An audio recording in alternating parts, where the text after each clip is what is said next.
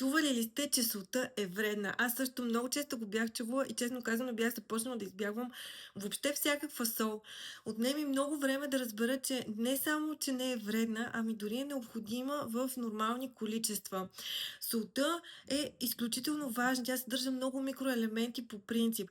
Тази сол обаче, която се продава в магазините, наистина не е толкова полезна, защото в нея има само добавен йод и тя е химически обработена.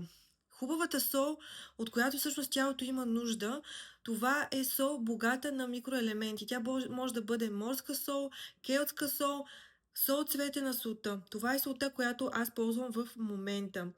Има огромна разлика, защото когато приемем малко сол, тялото очаква да усети микроелементи, да може да си извлече микроелементи от тази сол.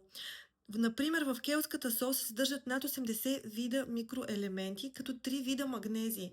Този магнезий, когато го приемем, активира натриево-калиевите помпи в клетките и това кара клетката да произвежда енергия. Тоест липсата на сол може да бъде дори свързана с хронична умора.